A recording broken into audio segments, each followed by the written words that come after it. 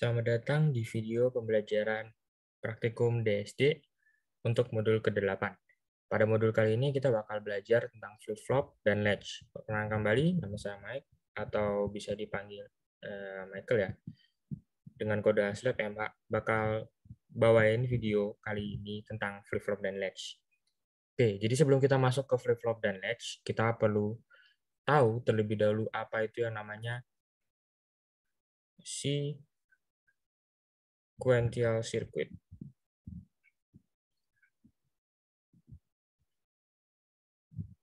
Oke, jadi selama modul-modul sebelumnya kita belajar tentang yang namanya combinational circuit. Berbeda dari sequential circuit. Perbedaannya itu adalah terletak dari bagaimana dia menentukan output dari sirkuit tersebut. Kita akan ambil contoh terlebih dahulu kombinasional ya.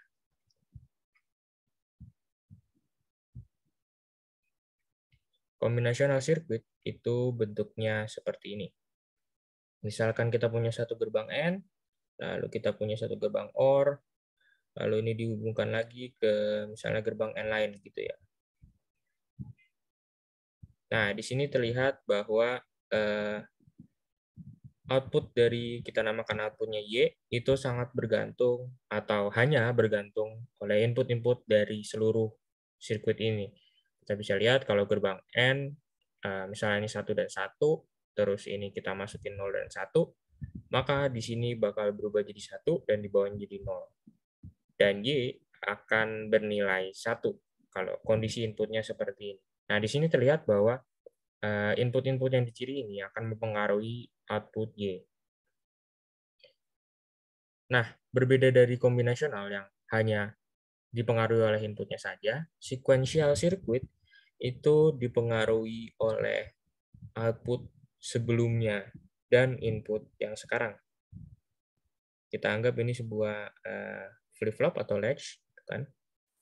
Terus dia punya output, kita namakan Y juga, dan dia punya input, kita namakan X. Nah, ketika dia dalam kondisi pertama, misalkan di X-nya itu, misalnya Y-nya sekarang berarti 0 ya, kita anggap 0, kondisi awal. Ketika Y-nya 0, maka input, misalnya kita punya input 1, dari latch ini dia bakal menghasilkan output baru, kita anggap Y aksen, yaitu 1. Maka ketika ini terjadi, ketika pulse masuk, sebuah clock biasanya, atau sinyal enabler, atau sinyal-sinyal lain, maka Y ini akan berubah menjadi Y aksen. Ini ke sini, dan ini akan bernilai 1. Nah, ketika dia sudah bernilai 1, maka dia akan ngecek kondisi berikutnya. Ini jadi previous state atau previous output, dan X-nya ini bakal jadi input baru gitu. Maka truth table-nya nanti punya Y aksen lain lagi, misalnya jadi 0. Gitu. Dan dia nanti ketika clock-nya masuk lagi, dia jadi 0. Seperti itu. Nah, kita dari tadi udah lihat ya perbedaan sequential dan kombinasional itu apa. Sequential itu sangat bergantung dengan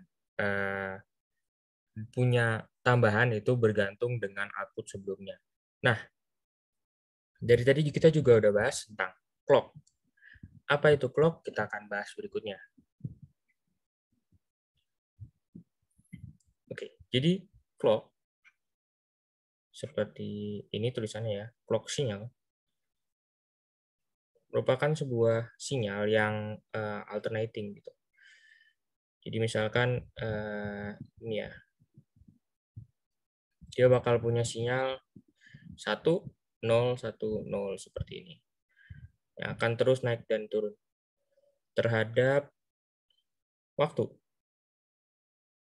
Dan ini adalah value-nya, atau kita anggap V ya.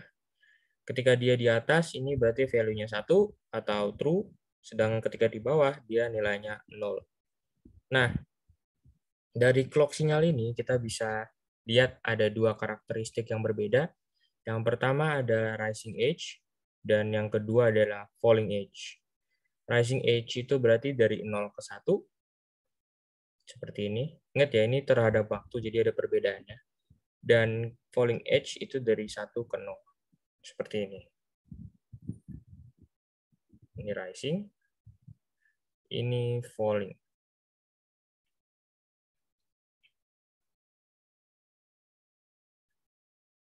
Nah, sequential circuit itu dipengaruhi oleh dua tipe clock sinyal ini, yaitu rising edge dan falling edge.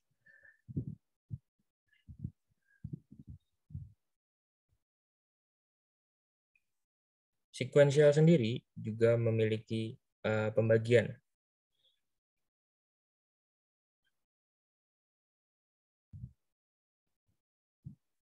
Sequential circuit akan dinamakan sebuah sequential circuit jika dia berubah bergantung pada clock. Sedangkan jika dia berubah tapi tidak terhadap clock, maka dia dinamakan asinkronus ya. Sedangkan kalau misalnya dia, kita tulis dulu deh. Oke. Jadi sequential circuit dipecah menjadi dua. Yang pertama itu dinamakan sinkronus sequential circuit. Kalau dia berubah terhadap clock. Sedangkan kalau misalnya dia tidak berubah terhadap clock, maksudnya berubah dengan sinyal enabler atau sinyal-sinyal lainnya, itu maka dinamakan asinkronus. Nah, kalau misalnya kita berdasarkan clock, kita bakal pakai yang tadi, rising dan falling edge dari clock. Kalau misalnya dia berdasarkan rising, berarti dinamakan rising edge trigger.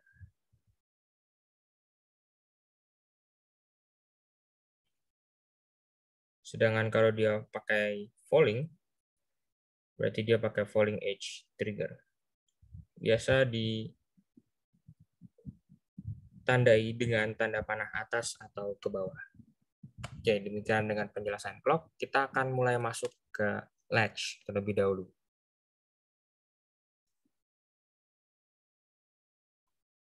Oke, untuk sebuah sinyal latch sendiri atau sirkuit dari latch sendiri itu terdiri dari beberapa gerbang logika dasar.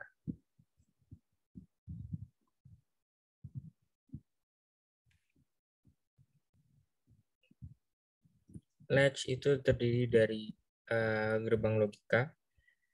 Kita bisa bikin latch dari gerbang logika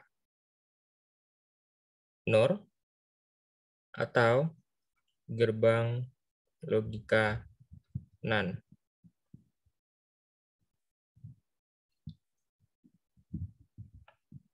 Perbedaan dari keduanya akan terletak pada di function table-nya.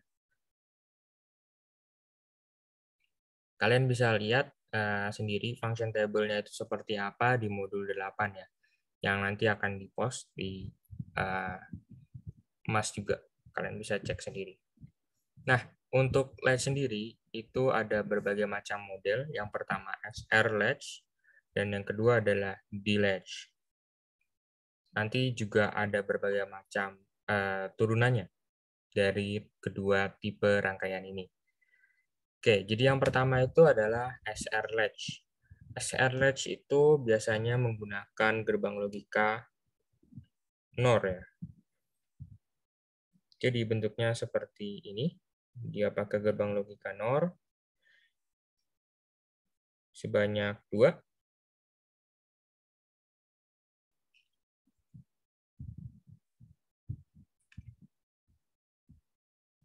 Lalu kita kopling dia, cross kopling. Jadi dari output atas dia turun ke bawah, dan dari output bawah dia taruh ke atas. Seperti ini. Nanti ini bakal jadi outputnya, dan ini bakal jadi inputnya. Yang pin atas biasanya kita namakan dengan R atau reset, diambil dari reset, dan yang bawah itu udah pakai S, pin S, atau kita namakan dengan set.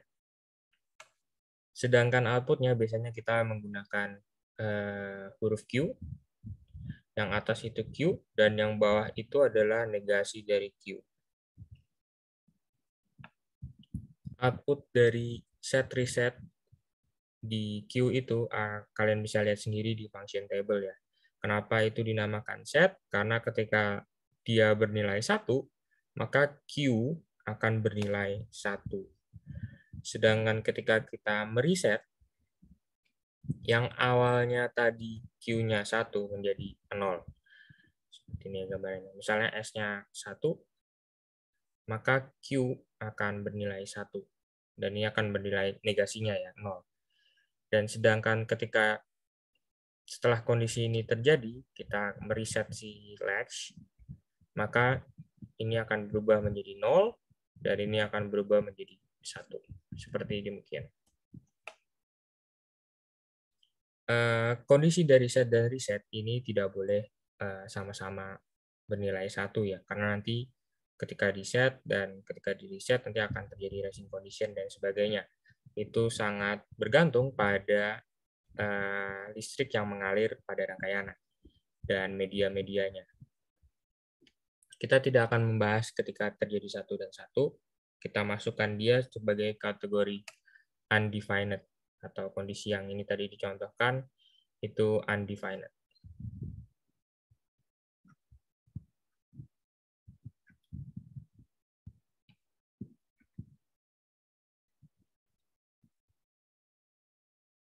Maka kalau kita mau mereset, setnya harus dijadikan 0, sedangkan kalau kita mau melakukan set, resetnya harus 0, seperti demikian, di waktu yang berbeda. Nah, ada juga model lain yaitu SR latch yang dinegasikan. Cara mudahnya bikin SR latch yang dinegasikan adalah dengan menggunakan gerbang NAND. Ketika kita menggunakan gerbang NAND, maka function table-nya akan bekerja seperti seolah-olah kebalikan dari SR latch tadi. Ini bernilai Q, dan ini bernilai Q aksen. Yang atas ini jadi R, dan ini jadi S. Kita seolah-olah terlihat seperti dinegasikan. Dan function table-nya nanti akan menyesuaikan. Kalian bisa lihat sendiri di modul. Kita akan lanjut ke tipe berikutnya, yaitu delatch. Delatch itu menggunakan SR latch yang menghilangkan kondisi undefined tadi, di mana S-nya tidak boleh sama dengan R. Bagaimana cara kita mencapai kondisi tersebut? Yaitu dengan menggunakan gerbang NOT. Ini akan menjadi S, masuk ke sini, dan ini akan menjadi R. Nah, kita namakan dia sebagai D atau data. Di sini kita bisa terlihat ya kenapa kita pakai data, karena ketika kita memasukkan 1 di pin D ini, maka latch akan bernilai 1. Dan ketika kita 0, maka dia akan bernilai 0. Jadi dia sangat bergantung pada satu input saja ketika dia sudah dijadikan delatch. Yang menarik dari delatch adalah karena kita cuma punya 1 dan 0, jadi apa gunanya? Kita menggunakan pin baru yang namanya clock. Di sini baru masuk clock ya. Jadi nanti bentuknya seperti ini. Kita bakal pakai lebih banyak gerbangnya. Ini tadi yang D. Kita kasih gerbang NOT. Lalu kita kasih gerbang NAND ya, biar enak.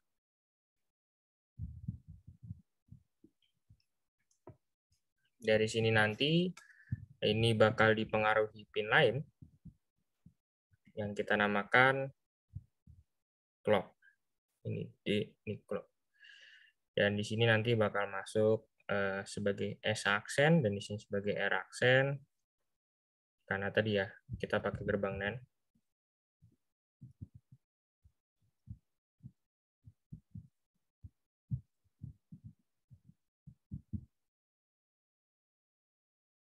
Dan ini Q-nya. Di sini terlihat bahwa ketika clock-nya tidak berubah state-nya, maka D-nya akan tetap sama. Jadi clock ini seperti enabler. Kita bisa anggap dia sebagai enabler. Ketika dia bernilai 1, maka data akan gerbang yang di sini akan mempengaruhi D-nya. Apakah dia berubah atau tidak. Jadi bergantung pada sini.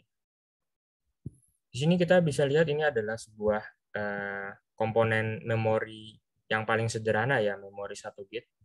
Karena ketika kita menyimpan 1, dia akan selamanya bernilai 1 sebelum di reset. Seperti demikian. Oke, biar lebih cepat, kita untuk function table bisa kalian lihat lagi di modul.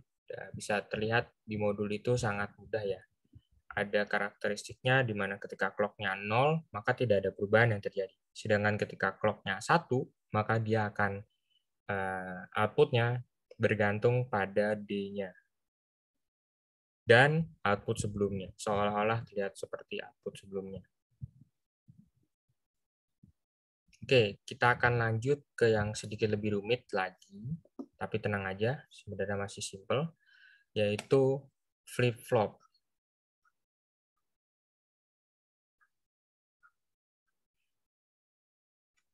Yang terlihat berbeda dari latch dan flip-flop adalah bagaimana caranya mereka dirangkai. Kalau latch itu terdiri dari beberapa gerbang logika, sedangkan flip-flop terdiri dari beberapa latch. Maka di dalam flip-flop ada beberapa latch. Tepatnya itu ada 2 latch. Kita anggap rangkaian tadi sebagai sebuah kotak yang isinya sebuah latch ya. Ini anggap latch. Dan di sini ada latch lagi. Seperti demikian bentuknya. Dan kita akan coba bikin yang paling gampang ya dari di latch. Berarti kita bakal bikin di flip-flop. Di flip-flop bentuknya seperti ini. Ini kita terima input D. Dan kita juga terima input clock.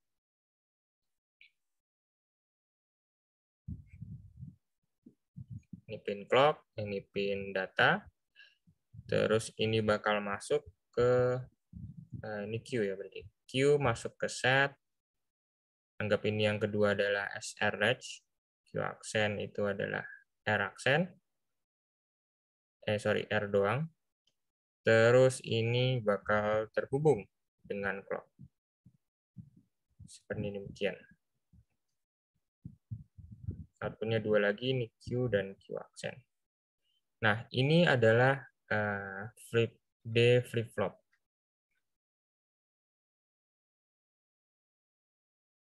Terdiri dari 2 latch. Ini latch pertama, D latch, dan ini latch kedua, SR latch.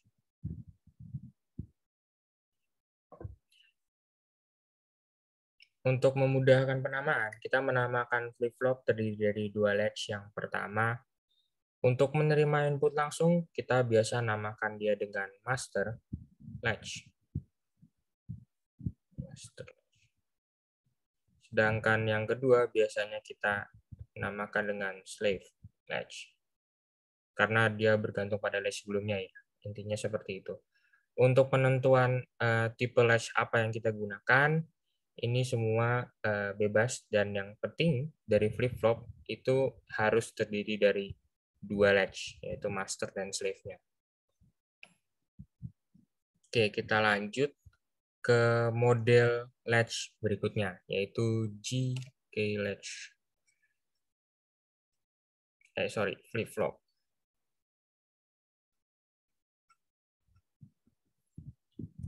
Jika flip-flop itu juga menggunakan dua latch.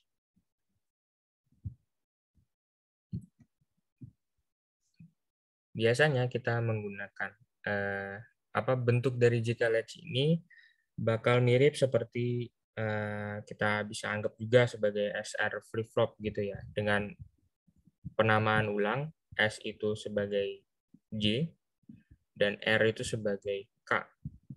Perbedaan dari SR latch itu jika flip-flop menghilangkan kondisi undefined. Dia akan merubah kondisi undefined menjadi kondisi yang namanya toggle.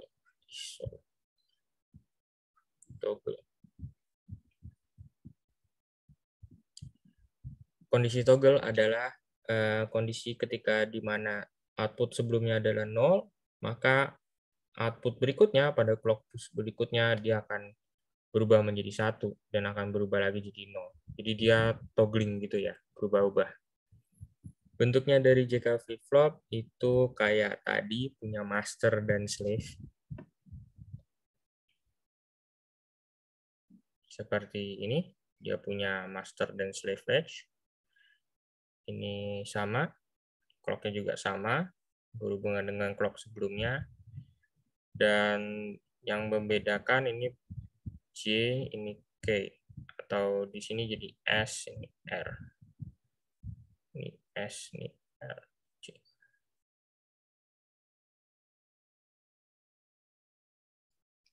Seperti demikian.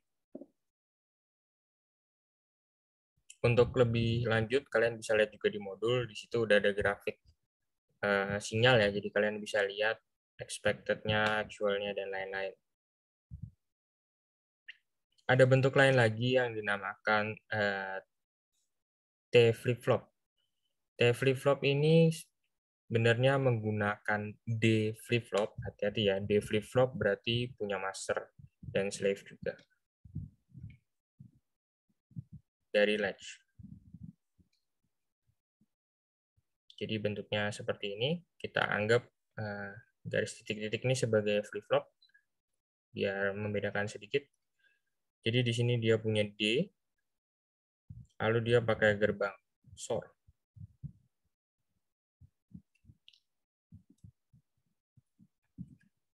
Sebagai T, dan yang kedua itu adalah dari Q-nya.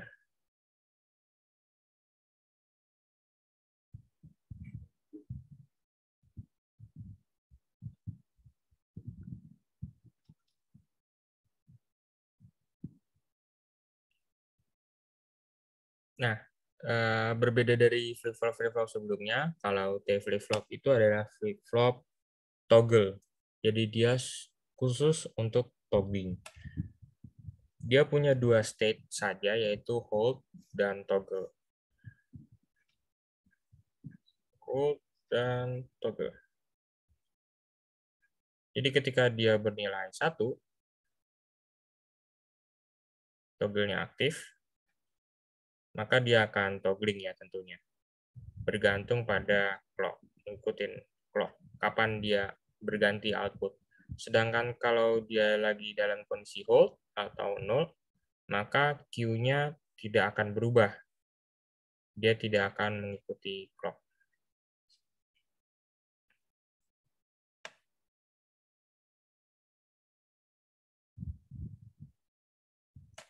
Oke, demikian video penjelasan. Kita akan lanjut ke video untuk coba langsung dibuat praktikum kali ini. Oke, baik. Jadi di sini sudah terlihat Proteusnya. Pada kali ini kita akan langsung menggunakan IC-IC yang sudah ada di sini.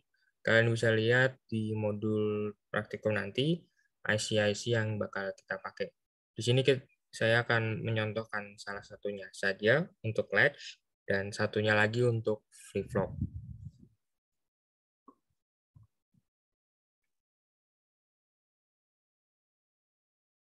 Oke, yang pertama kalian bisa lakukan adalah kalian lihat di modul. Di situ ada disebutkan beberapa IC yang bakal kita pakai. Seperti IC 74LG279, 74 LS75, 74 LS74, 74 LS76, dan 74 LS73.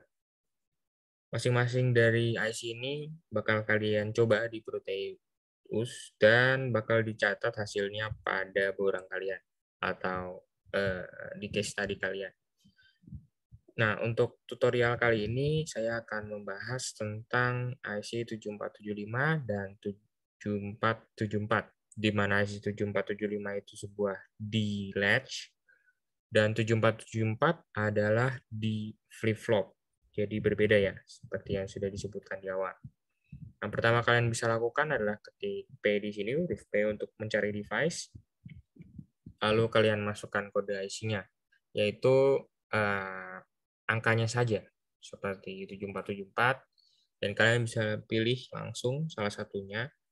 Jika yang ini ketika dicoba tidak bisa, maka kalian silahkan coba versi-versi lainnya. Huruf di tengahnya adalah hanya manufacturer saja. Jadi yang penting adalah huruf angkanya saja.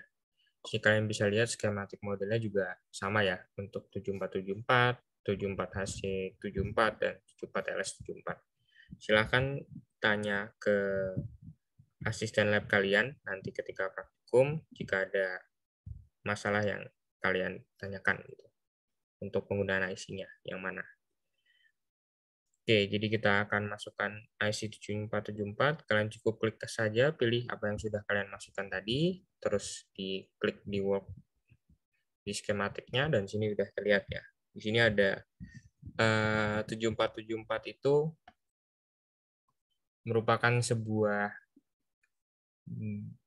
di flip-flop, dan dia punya kaki khusus, yaitu kaki set dan reset. Fungsinya apa? Silahkan kalian cek langsung ya di datasheet-nya. Di situ bakal dijelasin bagaimana cara pakai set dan resetnya.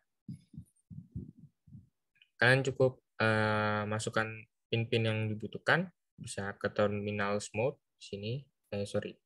Balik lagi ke device, terus habis itu kalian search probe, logic probe. Ini bisa kalian gunakan untuk memeriksa output-outputnya.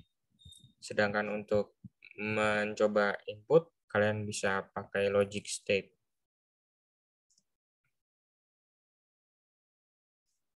Seperti ini. Nah, ini kalian bisa langsung sambungkan saja ke set dan resetnya. Nah, begitu juga dengan IC-IC lain, silakan kalian lakukan hal yang sama ya.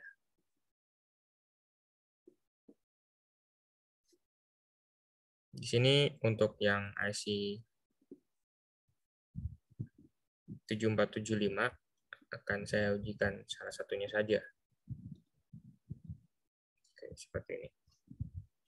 Nah, dan kita akan run untuk melihat hasilnya. Oke, di sini kalian bisa lihat ketika setnya 0 dan resetnya 0, untuk yang di latch ya berarti. Untuk yang di latch di sini terlihat bahwa dua-duanya satu. Kenapa? Karena set dan resetnya itu yang masuk 0, atau karena dinegasikan ya, jadi dia satu yang masuk. Kita ubah dua-duanya menjadi satu, dan di sini terlihat bahwa outputnya sudah 0 ya. Nah, ketika D-nya 0, maka untuk clock berikutnya, kita kasih clock push, Q-nya tidak akan berubah. Tapi ketika kita D-nya kita kasih 1, dan clock berikutnya muncul, nah ini Q-nya outputnya bakal berubah. Selama dia D-nya 1, maka dia tidak akan merubah Q-nya ya. Ketika kita D-nya yang berubah-ubah, tapi clock-nya tidak berubah, maka dia akan menyimpan nilai terakhir ketika clock pulse terjadi. Begitu juga untuk D flip-flop, kalian bisa lihat di sini lebih rapi ya. Q0 dan Q0 aksennya 0 dan 1 karena masih initial state. Ketika kita melakukan enabler ini kita nyala dan matikan atau seolah-olah seperti clock pulse, di sini juga tetap 0 karena D-nya 0. Tapi ketika kita merubah dia menjadi 1, terus habis itu ada clock pulse, dia akan berubah menjadi 1. Dan ketika clock-nya tetap 0, tidak berubah-ubah, dan D-nya diubah-ubah, Q-nya output-nya tidak akan berubah. Dia akan menyimpan nilai sebelumnya juga. Oke, sekian penjelasan dari modul kali ini, di video kali ini. Silakan kalian explore lagi lebih lanjut untuk Proteus-nya ya. Di sini masih ada beberapa IC-IC lain seperti 4279 yang bisa kalian coba. Dan kalian jangan lupa untuk catat untuk output dan inputnya. Selamat mencoba. Terima kasih sudah menonton.